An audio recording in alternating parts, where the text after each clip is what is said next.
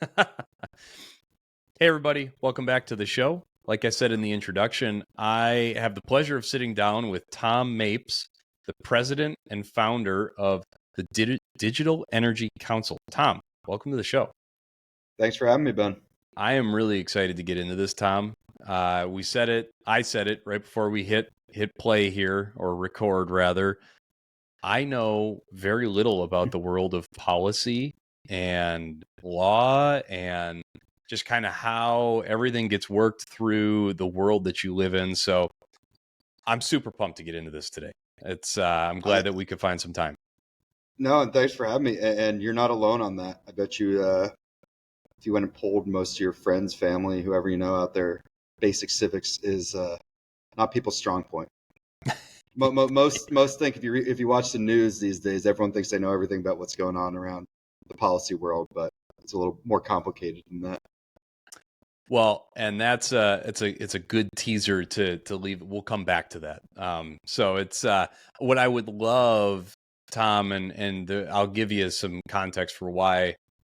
My audience is probably sick of me always asking every guest to start the episode with your background. But what I like about hearing your background is I think it lends to credibility of your experience, what you've been doing in your professional life that's kind of led you up to this point in time. So could you please give us a walkthrough of your background and then touch on how that got you into the crazy world of Bitcoin mining, and what you're doing today? Yeah, I think I do have a little interesting way I got into this space. I think it's one of the more unusual ones here. So, background on myself, originally from the East Coast, went to college out west, University of Colorado. Found my way, started working in the campaign world out west, up in Alaska and Colorado. Got into politics, became interested in this world. Found my way to Capitol Hill, where I worked for when she was a House member, now Senator Lummis, who's become a champion of the industry. Oh, yeah. She was one of my first jobs in Congress, and then made my way over to Senator Murkowski when she was chair of the Energy Committee.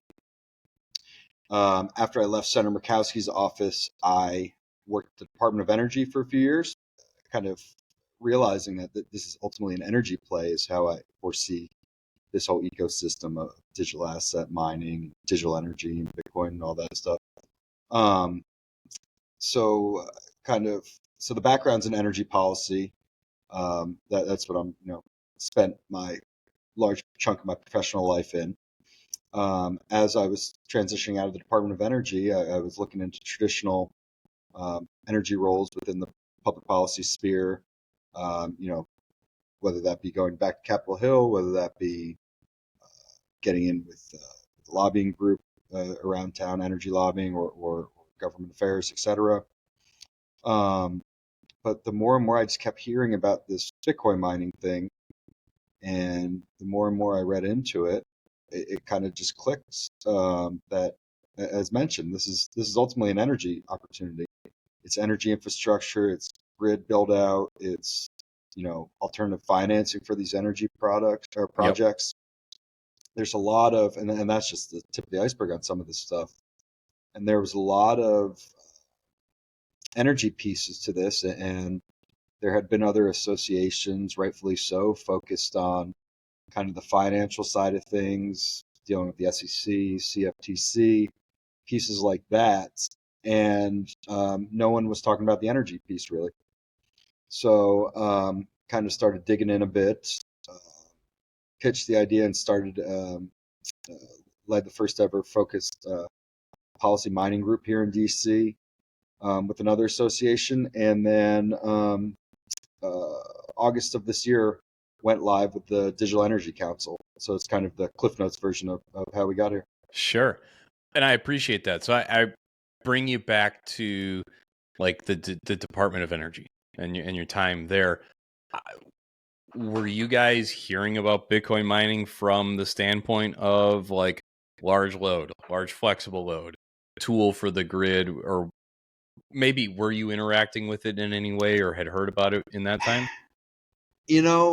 Not necessarily this mining piece yet. China still had the large chunk of it at this point. Yep. It was starting. You'd hear bits and pieces here and there. The real overlap was in, I think it was 2019. It might have been 2020. They stood up the AI office over at the Department of Energy, and Oh, formal interesting. name. The formal name is the Office of Artificial Intelligence or something. I'd have Some to go. big long acronym, I'm Yeah, sure. yeah. Yeah. But ultimately, the main focus was they said, this is getting larger and larger. This is going to use a lot of power, et cetera, a lot of generation piece. And they stood that up. I didn't work directly in that office, but it's kind of where you would hear this kicked around a bit, particularly the overlap there with the data center piece and AI mining, et cetera. So um, there was some talk, but it frankly wasn't where kind of it is now, I guess you could say. Sure. What I find so interesting about it is, you hear things like that. So it's like, this is, a few years ago, several years ago, they spun up a whole department for artificial intelligence where I'm sure, you know, digital assets, Bitcoin was a part of that fold. But there seems to be like this disconnect, and I'm kind of leapfrogging into the conversation here. There's like this disconnect between that department. People know about it. Like they know it's there. They know it's coming. They know it uses a lot of energy, even though it's AI. Then it was AI, but like now Bitcoin mining's here. It's 5% of the ERCOT grid. Like it's here. But there still seems to be like this disconnect. Do you know why? Like, what's the disconnect? Um, Frankly, that's kind of why I felt it was a need to stand up the Digital Energy Council. Kind of backtracking a little bit. Mm-hmm. I mentioned all these other associations, and you know all the names out there. There's a lot of people doing a lot of good work in our space. Um, but I thought we needed our own fully focused discussion and education piece, and representing the industry. Um, you know, for a long time, mining got lost. The mining and energy piece got lost in the dialogue between all these groups. You know, one day they're in Congress talking, or Department of Energy, whoever it might be, talking with someone in the office, and they have to talk about SEC taxation and are we a commodity, are we security, what are all these financial discussions, which are needed, which is very Yeah. good that it's happening. What's good for all the ecosystem as a whole. Um, but this mining piece just kept getting lost in the shuffle there. And to your question of they know it was coming, why aren't we there? I think it's that getting these agencies, getting policymakers, et cetera, comfortable with the idea of what we're doing. Um, I think, to be frank, at times there's a lot of great stories the industry has out there. I Mm-hmm. think at certain Yeah. times the industry might have come in a little fast and strong in some of these areas. I've had conversations with, whether it be uh, government agencies or utility companies, where they like to say, your industry likes telling us how to do our job, and tell us about, the energy industry that we've been working on for a lot longer than you guys have been Oh, around. yeah. So I Yep. think there is a piece of, we need to really sit down, frame this as an energy conversation, energy dialogue. We need people who really understand how the energy ecosystem works, power production, upstream, downstream, all the way, every piece of it, generation, distribution. Like I said, just kind of know energy, know how the energy world works.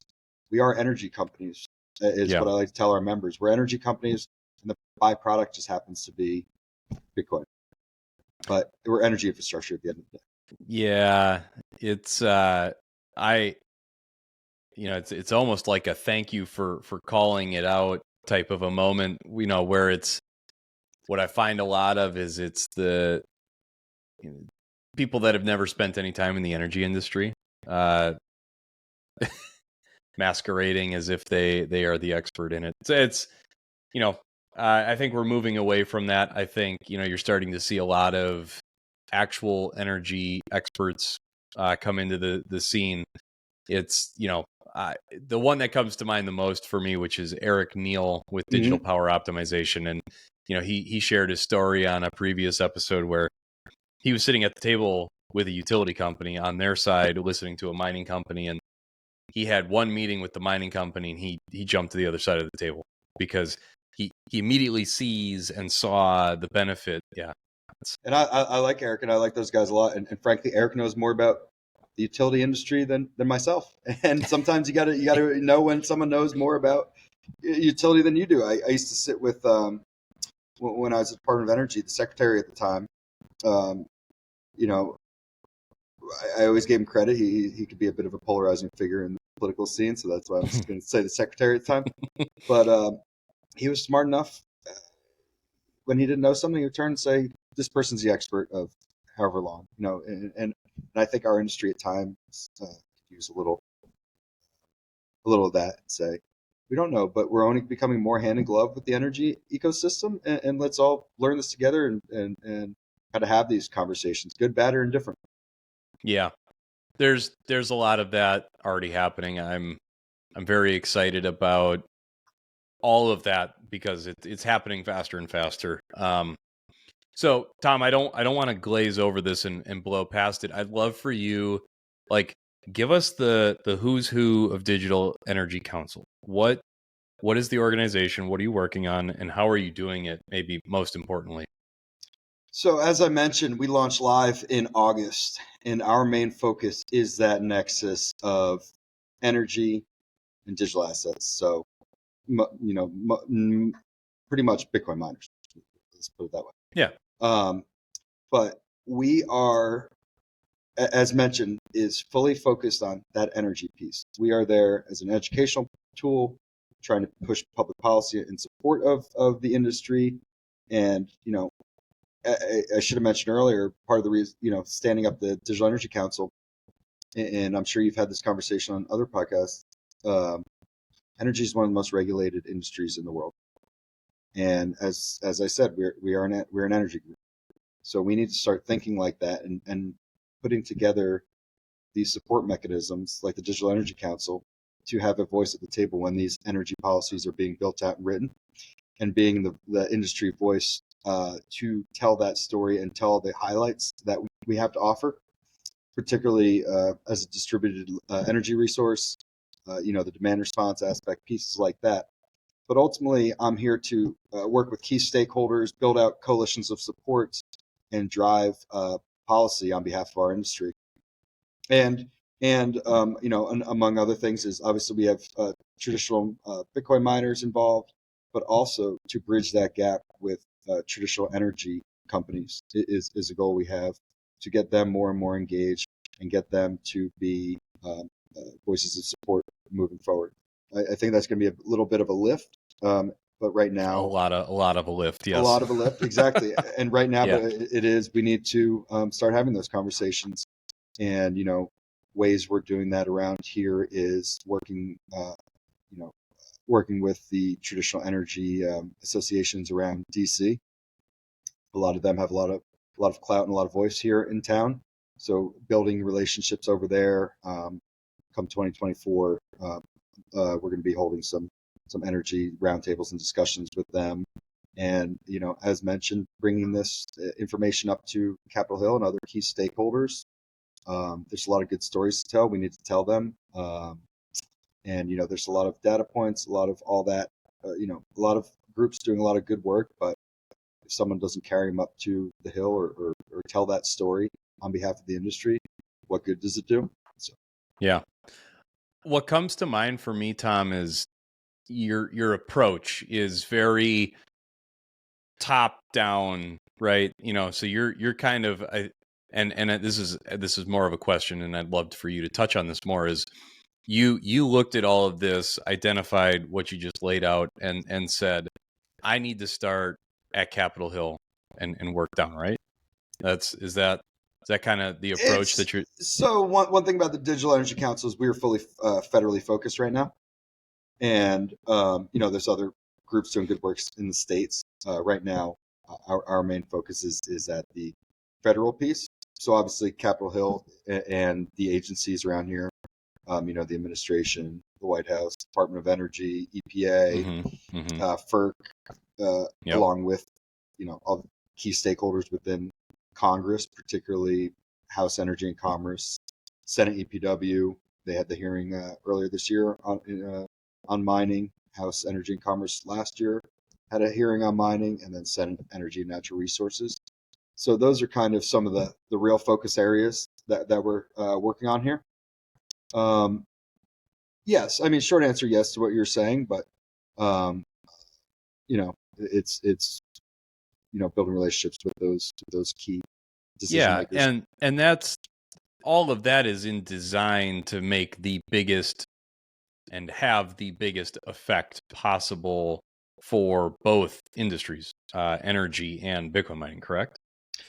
These Yeah, questions, Tom, these are coming again. no, no, no, no, no. This is such a lack of I like understanding it. on my part. I So, like it. so yeah, No, I'm sure in some of the other conversations you've had, a lot of the energy piece really, local and state play a huge role in the average day to day buying and selling of power, energy systems, etc.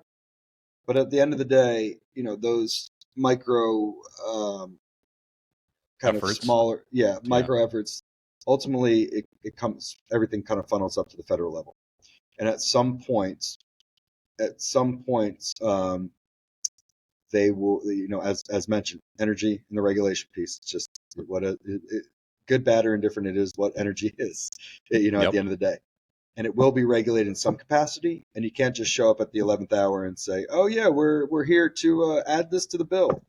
You have to build these relationships out months, if not years, in advance, and get interested parties read up on what we are doing, get them comfortable with what we are doing, and maybe at times have hard conversations of how we could do it better, or where we are failing, or as mentioned, great stories we have to tell, things like that. So you're kind of working out, kind of a long runway here at sorts.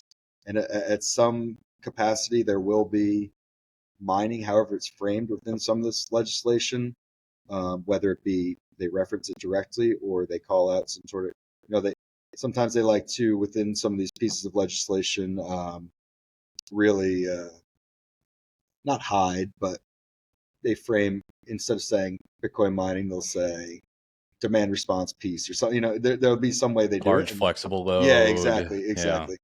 Um, ERCOT, and this is not for any nefarious reason other than they don't want to pigeonhole or mhm. label a segment on their grid.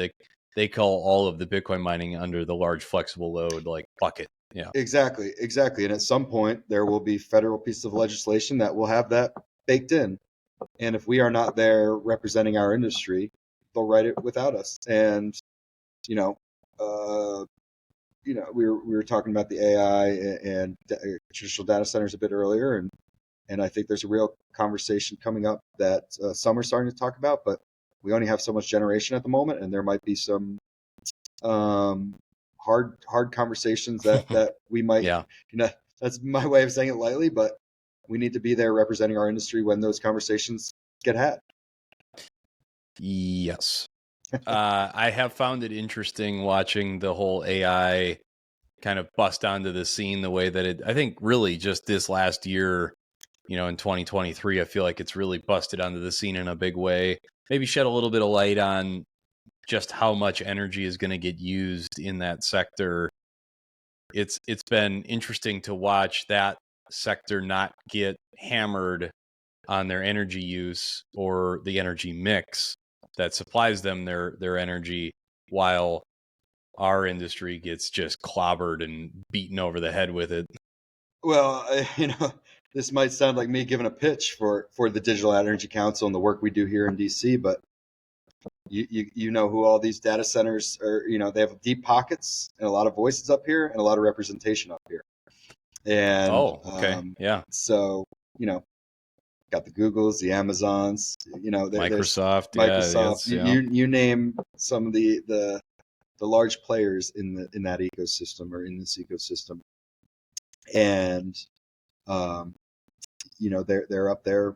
They've been doing this for a long time, and we're still relatively new to this, this whole equation, to say. So there's a lot of that, and a lot of, I think, our industry as a whole, and myself included, we need to do a better job explaining the utility of what we have to offer. Because you go into these Oh, offices, yeah. and their knowledge level is tiny. A lot of folks within our industry, I think we lose sight of the fact that we work in this day to day. Just even basic dialogue, hash rate, mining, ASICs. You name some sort of term, we hear it every day. We know what it Yeah. is. Yeah. You Yep. go talk to some staffer on Capitol Hill. They don't know what that is. So it's you know uh, where was I going with that? I was shoot. The just the correlation between why Oh, the AI. utility of this. Yeah. Yes, the Yeah. Yep. utility of this. I mean, it's they kind of have more of a tangible read on what AI is. You have ChatGPT and things like that. Whether they like it or not, that's not our it's not concern, but they at least can grasp that. And I think we need to do a good job, a better job of explaining the utility of why we are here, and how we could make everyone's lives better, easier, however you want to frame it. Yeah. I once was in a meeting with the chair of the CFTC and with another miner, and they start giving the old spiel, the talking points of, well, Christmas lights use more energy than mining. And the chair of the CFTC stops him in his track and says, "But I could see Christmas lights. They make me happy. What do you guys do?" And I think having, being able to explain that utility of, Hmm. and we can, Okay. and people can, but I think more kind of day to day, kind of almost, I don't want to say dumbing it down, but maybe boiling it down, um, to explain some of that, I think can go a long way. Does that Interesting. make sense? Yeah. Yeah. No, it does, and I really love that example because I mean, that alone sheds a lot of light on like what's going on in terms of like what impact the conversations are having. So again, he can see the Christmas lights, right? And so, not suggesting that we're going to get every single person, in Capitol Hill to go tour a mining facility, but it could almost be repositioned then as like true tool in the tool belt for a utility company Precisely. angle instead of trying to throw mud at Christmas lights or throw mud at hair dryers or whatever large user of electricity you want to draw an example to. So it's fascinating. That's a great example. Prime example of getting members down to sites. Got Congressman Rick Allen down to Clean Sparks in Washington, Georgia. Um, we got him down to their site earlier this year. No disrespect to Congressman Allen, but he's an older congressman who, frankly, isn't going to get the technology or the tech piece Sure. to Bitcoin. And that's not a knock on him at all. That's my mother. My mother's not going to get the Yeah, technology out of yeah. that. It's just a different generation. It's a newer thing. Yeah. It takes some time. We got him to the site, and he was kind of, he was like, oh, we explained it to him what it was, and he kind of had that takeaway of, oh, you guys are just kind of a tool paying taxes in the region, working with the local municipalities, building out this energy infrastructure. I don't know what Bitcoin is, but I can get behind that, and Yep. that's a real prime example of what miners really can bring to the table here.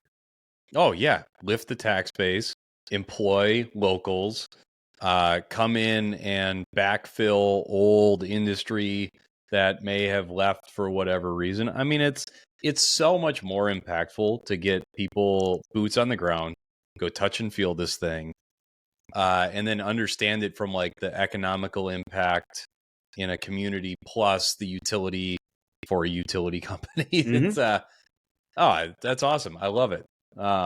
Like you said, you said the key thing here, tool in the toolbox is what we have to offer here.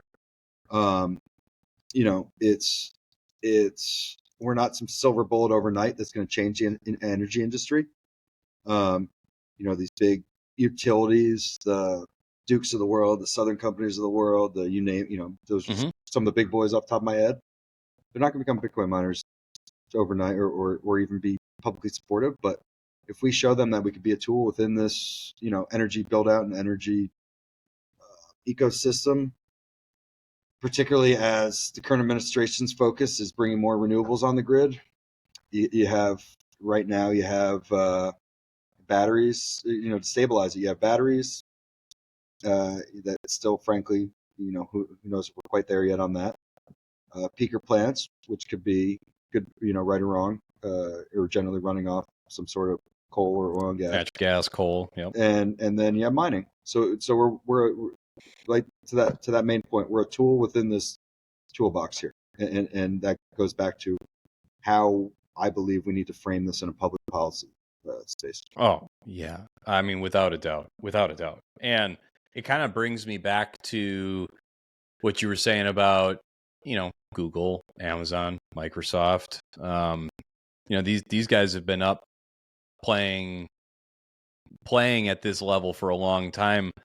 What do you think their maneuver is around data centers? I mean, my God, these things, I think in aggregation, use more electricity than Bitcoin mining. Audience, somebody fact check me on that. But I think the data center industry, at least their roadmap, when you go check the public ones, is like a gigawatt per year in expansion.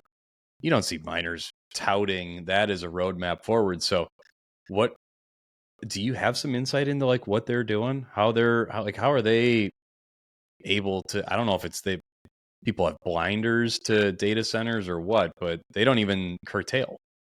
No, that's what I was about to say. That's the key piece there is what we are able to offer there. And, as I said, I think it's these tangible things people can grasp. I don't have any sort of, I haven't been in the room with Google or Amazon's or anything like that, Microsoft's. But I'm sure they go in and say, I have a whole business running on this 24/7. I have, we have the Amazon website that needs to run. We have a hospital backup on this. Things can't shut down, so we need this power. And these, they're established.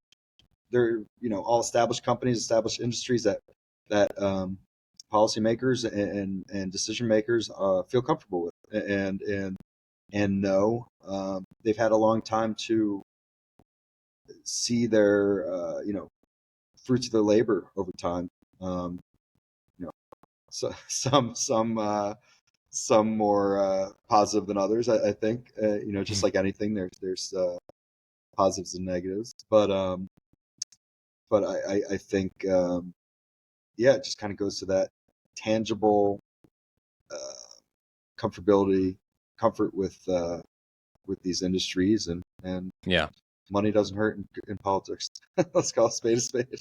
Yeah. Well, and so again, I'm showing my just complete and utter lack of understanding of it all. They have lobbyists and lobbyist groups, right? Is that? Mm-hmm. Yeah. Okay.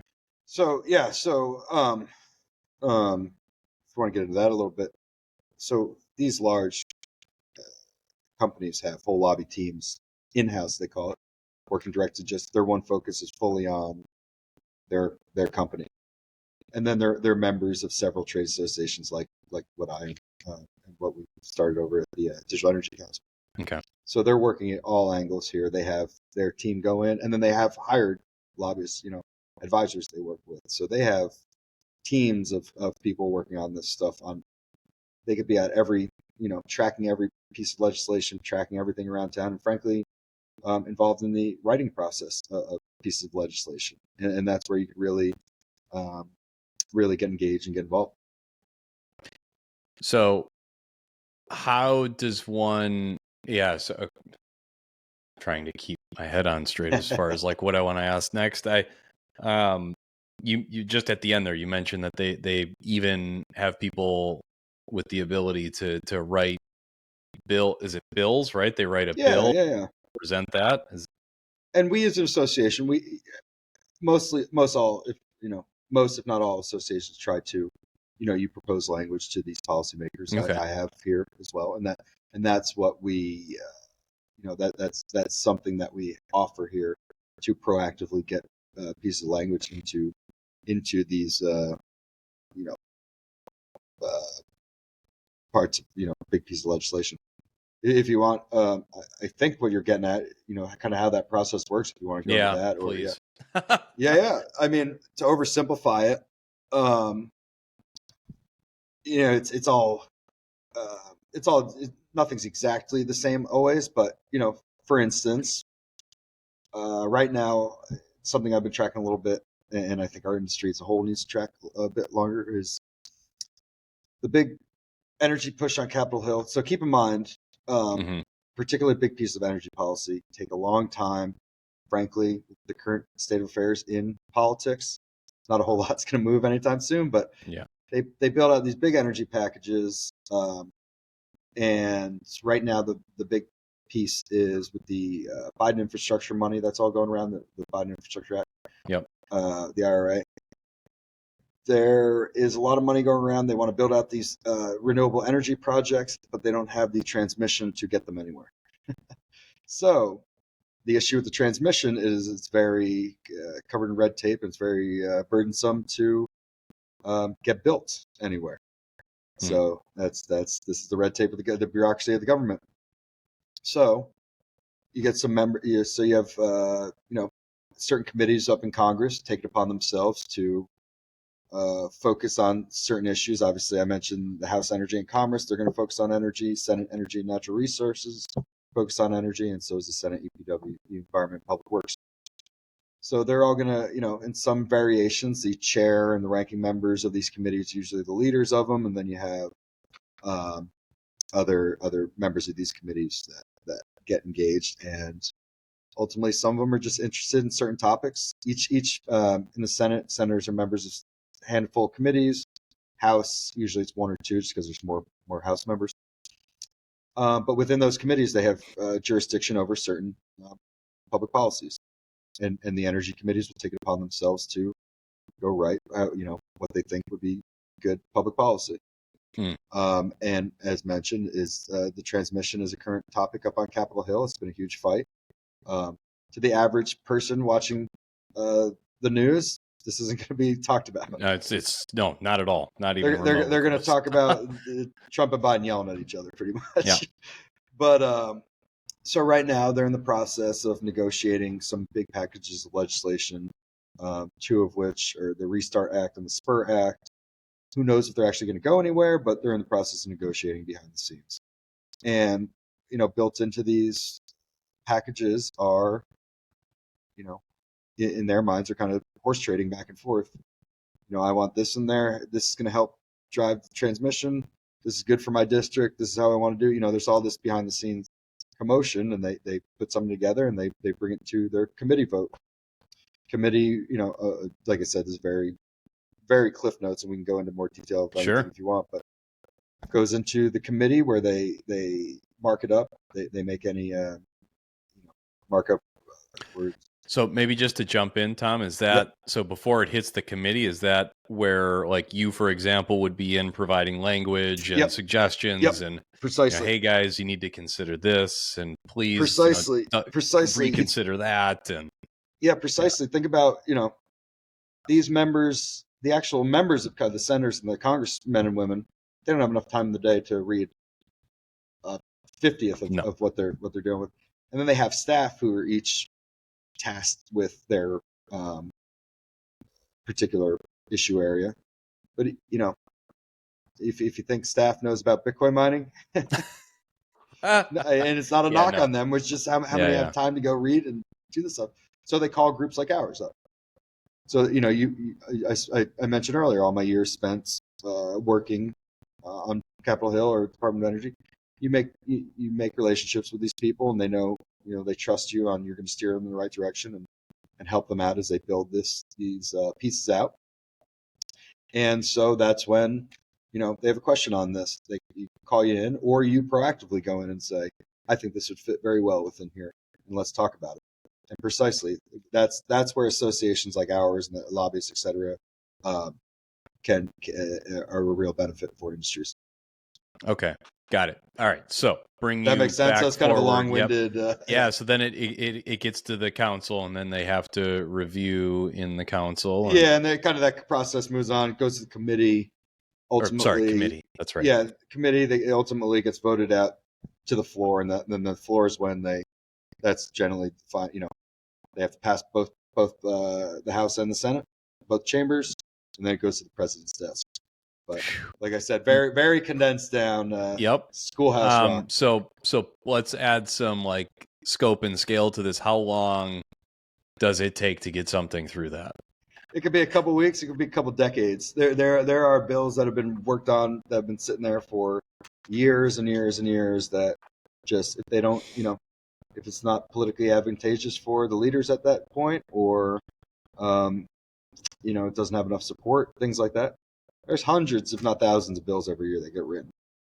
Some just sit there, don't go anywhere. Some are messaging bills. They like to say we wrote this, and so that's why I said the Got two it. bills I mentioned, they might not even go anywhere, but I know they're getting discussed behind the scenes and things Okay. like that. But with that said, in the process, groups like the Digital Energy Council and others, you want to be engaged and have a seat at that table while they are negotiating these, while they are drafting them. So a lot of times they'll just say they write it this year, say it doesn't go anywhere in a couple of years. It's a good starting point. So that language is already going to be in there. So you want to Yeah. be involved, engaged in all those conversations as they happen. And you were asking about the Googles and the Amazons of the world. You better believe they're in they're in every conversation they're having on all fronts of the decision making process. Oh yeah. I mean, without a doubt. Um, yeah, and I imagine even for them that the energy component, because I'm sure they're not solely focused on their energy consumption of Google.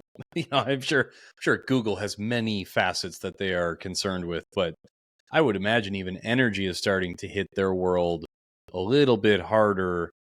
Again, I'm pretty sure it's public out there that they have a roadmap to like a gigawatt expansion per year, just to keep pace with trends like AI and all the other stuff that they need to stay on top of. So, Oh, that yeah. generation piece. I don't know. I've listened to some of your episodes. I don't know if you've talked about it on others, but I don't think it's talked about enough. We have a lot of ideas on all facets of you know miners, energy, uh, traditional data centers, you name it. We don't have the generation right now, and I don't think enough people are talking Yep. about that. Yeah, no, we just kicked that around. It was Yep. really sad to see New Scale. We had this really phenomenal small modular reactor project through a company called New Scale, Mhm.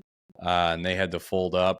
Well, I think they're hanging on by a thread to the project, but I think their their budget blew from like 5 to 8 billion. Their power rate jumped substantially because they didn't have enough users to take the electrical units. Is essentially what happened. Yeah, it was really too bad to watch that fall apart. But it's the generation. I honestly haven't even spent enough time talking about it, but it's going to be a problem. Well, the news scale brings up a good thought here, and I apologize if I start Nope, jacking go this a for it. bit. Yeah, And how we fit in the in the political world and the regulatory process. It's we want all this generation, but we have all these burdensome regulations to build it out, and to that energy process, process or the regulatory process here of why why we do what we do is we are here to explain the positives of our industries. I represent digital energy yep, industry. There's like I said, there's groups for every energy you can imagine, and explain why we need to cut some of these barriers and make it more affordable. Nuclear energy is one of the main focuses of the Department of Energy and some of my background, and there's a lot of great ideas in the advanced reactor space, but to build any of these projects, there's not many companies that are going to take it on, and that a lot yeah, of that a lot of that kind of reasoning is in these regulations and having to run through these processes and things like that. So it's trying to get some of these streamlined and get this figured yeah. out. Do you think? I mean, because I think one of the big barriers is just the cost on these Mm-hmm. projects, and I imagine that there's room to affect that right? Whether that's freeing up dollars from the IRA or what have you. But I'm sure that there are ways to impact the cost of the project build out as like just one area that could help, right? Yeah, I think there's a lot of opportunities. Another, and I hate to be so blunt about this, is it's a lot of money out there in public-private partnerships or grants or all sort of financing mechanisms within the government. The IRA right now, it's a lot, it's a lot of dollars moving around, Yeah. and I think it would be our industry's best interest, and something I'm trying to work on here, to get more engaged with some of those public-private partnerships. Maybe some aspirations are to direct some funding to the Department of Energy to create a study on mining. To maybe there's an opportunity for the industry to finance some, co-finance them, however they work it out. That's each individual project, but financing opportunities, and I think Yep. that's where our industry could really play hand in hand with I already mentioned the energy piece, the policy piece, the government piece, and it's just one more feather in our cap to highlight the tool we are to advance funding for these projects. They're alternative funding, I should say. Oh, totally. It comes in as such a big economic driver for a nuclear facility. It was really cool, and I'm going to have him on the show pretty soon. I had one of the partners at Scott Madden. Him and I have been kicking around. He wrote an article, and this was like 4 years ago. He wrote an article about the benefits of Bitcoin mining at a nuclear facility and why Bitcoin mining needs to be integrated into a business plan for new nuclear build outs. And it's like that could be a phenomenal way to start adding generation to the United States that's carbon free or very close to it and very reliable and large. And then now they're busting into small modular react. There's just so many cool things you could do with it. And not to pump my own tires here, I've recently been added to a board of advisors for a nuclear energy association here in DC called UCAN Power, and they held their first conference here a couple weeks ago, and Max from Standard Power spoke at it with representatives from NuScale, kind of highlighting some opportunities within the industry. So it's getting out there and engaged with the traditional energy world, and at times we get siloed in our own mining or crypto Bitcoin ecosystems as a whole. Yep. And getting it out and having to that, I keep driving home: energy, energy, energy. We need to think like energy companies. We are energy companies, and we need to carry the water and tell our stories to and get them read up on what we're doing and how we could work with them. Yeah. Well, we'll have to talk more about that. That's pretty cool to be working directly with the nuclear association like that. So Tom, I wanted to ask you also, is we're kind of talking about bills and things that are hitting, people's desks. Are there particular pieces of legislation right now that you're losing sleep over? Like, are there things out there that you look at and just go, "Oh my God"? Right now, it's kind of a loaded question right now because of the current landscape of the government. Um, Okay. they're Okay. have Sure. they're having a hard enough issue funding the government at the moment. Yeah. Um, Fair. and then we're going into a presidential election next year. So there's nothing top of mind, forefront, that is frankly going to um, fully. And like I said, I'm just thinking of the energy piece because there are some Bitcoin. It's kind of framed more in the crypto piece that are hanging out there. I don't think they're going to move, but there's that Senator Warren and Senator Marshall have a bill that isn't the most promising, but right now it's kind of sitting on the shelf. Mm. Um, but right now, to the energy piece, I think we're kind of status quo, and it's more so this is an opportunity to engage, to educate, to frankly come to the table with any proposals we have. We had I'm sure you've talked about it in the past. The White House budget this year proposed a 30% DAME tax. Um, wasn't a bill. If any like-minded members of Congress uh, took it up, they could. But with a Republican-controlled House, we didn't necessarily need to worry about that as much. But it's still a shot across the bow of where some of these like-minded decision makers stand on some of these things.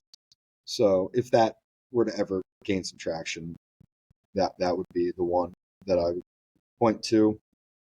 But in terms, as yeah, like alarming and concerning. yeah, alarming and concerning. I think, frankly, right now there's a lot of opportunities in the energy world, as mentioned with some of the IRA funding. There's a lot of money out there for a lot of projects. And I wanted to ask you conversely, like what's getting you the most excited right now? You kind of scratched it a little bit, but maybe go a little more on like what are those opportunities from your standpoint, and like, yeah, maybe go there. Yeah, no, it's you know, as mentioned, we've been in there engaged with the process with the Spur and Restart Act I mentioned earlier. How we've been engaged on that one for our industry is, I think there is an opportunity, and it doesn't necessarily. It could frankly be in a, a lot of pieces of energy legislation, but I think there's a real opportunity, and I think our industry can get a win if we can get some language in some of these bills that for a non-discriminatory language for the industry.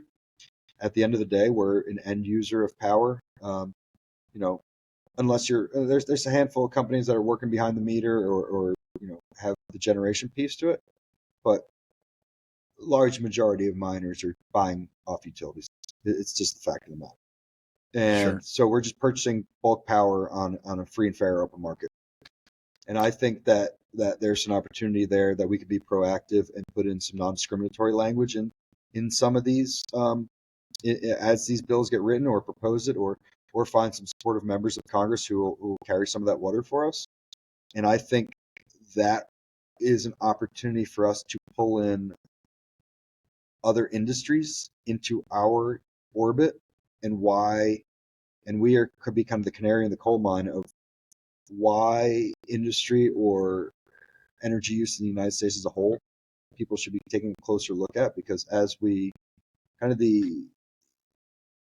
at the heart of this debate is purchasing power and the government picking winners and losers and deciding who can use this end use electricity. Yeah. And I think if they can test it out on us and try to give us any hard doing, other industries could be next. And I think if we can put some non-discriminatory language in there, we can kind of codify that, as long as you're purchasing power on a free and fair and legal open market, government should not be able to discriminate upon end use, period. Yeah. So I think there's opportunities like that. I'd like to also work on, maybe getting some. I would love to do a study with one of the national labs from the Department of Energy. So we've been in speaking with members about that. So to say, we could shoot for all this stuff unless you get some supportive members who are willing to kind of put in the political capital for you. You could take it so far, but you need to get the support up there with it. So those are a couple of things that I think are exciting that we could that could be wins for the industry. Okay. What this may again show my lack of understanding of how everything kind of functions and works in your world, but one thing that comes to mind to me in a lot of the discussions that I have, I'm in Minnesota. I'm dealing with a lot of regulated utilities.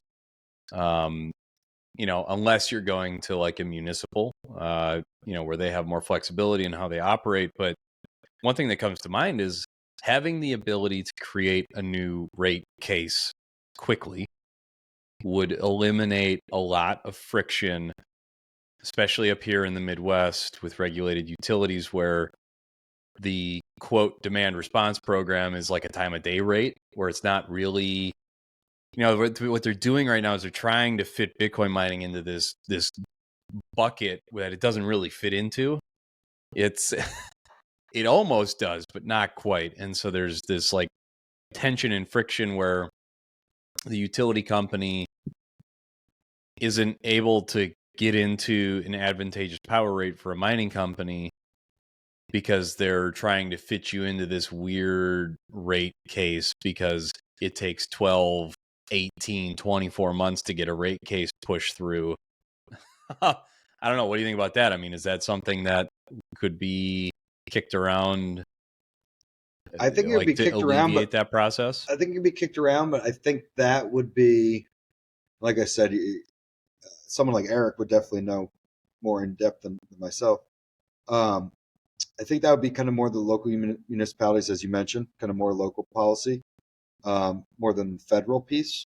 Mm. Um, with that said, I know it might sound like a broken record, but I think it's also bringing, getting as trying to think through this as these utility or these power providers or whoever it might be, um, that comfort piece to Yeah. they know what to expect, they trust the industry, they could write these power purchase agreements into a win for both sides, and there have been some not the there have been some stories out there, and several more true about our industry coming in and kind of nefarious actors in the industry maybe not being good stewards of the local power supply or the Yeah. grid, or even just pissing off the neighbors. Yep. It's as simple as that. And I Yeah. think showing that we're growing up. I don't know if we're fully there. We're getting there. I think there's some that are fully grown ups We're now, getting there. We're still but on Telegram, Tom. It's yeah, we're trying to get everybody off of fucking Telegram exactly, still. exactly. And it's. I think we're getting there. And it's going to take Yeah. time. We are young in this process. And Yeah. these utilities, or everyone in this energy ecosystem has been around for decades, if not hundreds of years, and they know what they know. They're slow moving, Yeah. and that's kind of purposeful, so they don't. Um, Yeah, reliability is the name of their game, and you don't ex- move fast if you need to supply reliable power. Yeah. exactly, and so proving our worth to them, and that it makes reliable, helps the reliability, makes financial sense. I think there's still some work to be done there, but we're getting there. Yeah. Totally agree. All right, so to keep a tab on the time, Tom, it's Friday afternoon. You've been super gracious with your time. You've had a crazy week already. So kind of a wrapping up question that I'd love to have you riff on is if you had a magic wand and you could wave it and get any bill or piece of legislation passed, what would that be? I think just to be, I come at this stuff with kind of a building piece by piece here, building foundation, and being realistic. And I think right now in the short term would be to get some sort of non-discriminatory language put in to some bills, or even some sort of standalone bill for that. Um, it doesn't necessarily have to say Bitcoin mining on the bill, but back to that conversation I was having earlier, if I could short term something that could be a win for the industry, and really, I think put ease in some people's mind that we're not going to be able to come at you with the end use of power. Yeah, Um, I think having some sort of non-discriminatory language in support of the industry would be. I think it's realistic. sure. Do you mind if I push you to maybe share what that non-discriminatory language could look like, or and I'm not even sure what it I what think it it was could just look like I like. said. I think it's just a couple lines of something that says, within the power system, the end use, and this isn't exactly how it would come out, but this is kind of how it would come in my mind, because you got to get all the council Hmm. involved, and they put it all into the legal language, but it just says something like, if you purchase power on a free and fair and legal open market, keyword legal, um, we cannot discriminate upon the end use of what you're using that power for, electricity, power, whatever it might be. because it goes back to that 30% dame tax, as mentioned, and it was kind of got a lot of people up in arms, rightfully so, in the industry. Yep. The proposal on that was to tax if you're using electricity for, I think they framed it as crypto mining. Digital asset mining. Yeah, it's crypto or digital asset. I think it was crypto on that. But it was, we will tax you 30%, which in effect will get rid of the industry in the United States. So a way to kind of just get out in front of that, and that way no one could come after us or, like I said, other industries that will be using end use power. I'm sure you can come up with a lot on the top of your head. Oh yeah. And I think that could be a win-win-win, all the way around for us. And I think it's generally reasonable, realistic, and something we could point to. A lot of legislation currently being built out with us in the crosshairs or the focus of it. Yeah. But that's not to say there won't be in the future. So this will I love it. proactively kind of get out in front of some of that. Yeah, I love it. I love that approach. Build a foundation that we can start to stand on and build on top of, and that takes the form of like, hey, don't come after us for using electrons. And then something else that just popped in my mind, I've thought about, and I think it would be a little more of a lift, but we have the opportunity for demand response like none other. Maybe some incentives to, if you come into a certain region, that's the key, is the regions. Where there's excess generations, where we need to go. We need to level set on, as we talked about earlier. We're not transforming overnight. We're a tool in the tool belt, and excess generation parts that we can come in and work with that excess generation. In some areas we don't fit. It's just the fact of the matter. And but within those excess generation peaks, it's already kind of written within power purchase agreements, things like that. But having some incentives to that demand response piece, Texas already does it. Maybe there's some sort of federal piece to that, or incentivizing the build out of this energy infrastructure tool. But maybe that's a longer term goal. Like I said, I like to start kind of building the foundation of some of this stuff. Yeah, and I appreciate that, because it makes it more palpable. It's it's a little bit closer to being realistic, which is awesome. So thank you for that. I really appreciate it. I want to leave a lot of room for you here at the end, Tom. How can the audience get in touch with you? How can they find the work that you're working on? Please point the audience to wherever you want them to go. Yeah, no, would love to hear from anyone who is interested or wants to talk or learn more, even if it's basic.